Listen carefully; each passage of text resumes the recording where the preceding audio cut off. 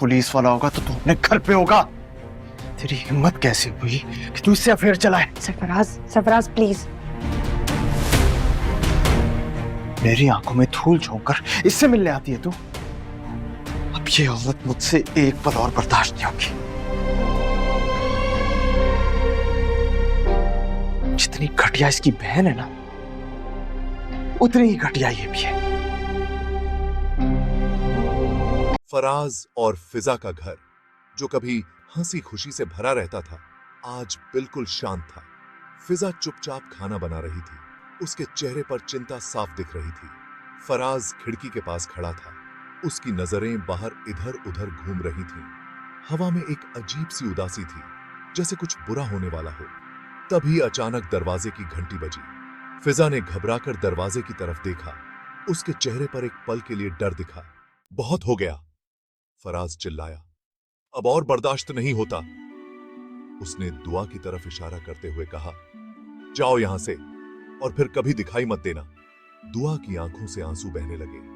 उसने फिजा की तरफ देखा, जो अब तक चुपचाप खड़ी थी। अब बेअब्ता। फिजा प्लीज उसे समझाओ।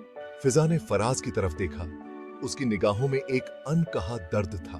फराज, क्या हम बात नहीं कर सकते? फराज ने गुस्से में फिजा को धक्का दे दिया। फराज, तुम चुप रहो, इसमें तुम्हें कुछ नहीं बोलना। फिजा लड़खड़ाकर पीछे हटी। दुआ ने उसे संभाला। ठीक है, मैं जाती हूँ। उसने फिजा की तरफ एक बार फिर देखा। उसकी निगाहों में माफी मांग रही थी। फिर वह मुड़ी और घर से बाहर चली गई। फिजा फूट फूट कर रोने लगी। उसे समझ नहीं आ रहा था कि क्या करे, किससे कहे। दुआ घर से निकली तो सड़क पर अंधेरा छाया हुआ था। सड़क के किनारे लगे लैंप पोस्ट की रोशनी में उसके आंसू मोतियों की तरह चमक रहे थे। उसे अपनी गलती का एहसास हो रहा था। काश वो वक्त वापस ला सकती। काश वो अपनी जिंदगी की सबसे बड़ी गलती न करती।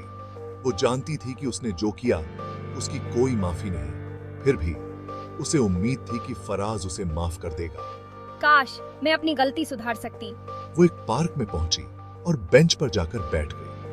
थोड़ी देर बाद उसे अपने पास किसी के होने का एहसास हुआ। उसने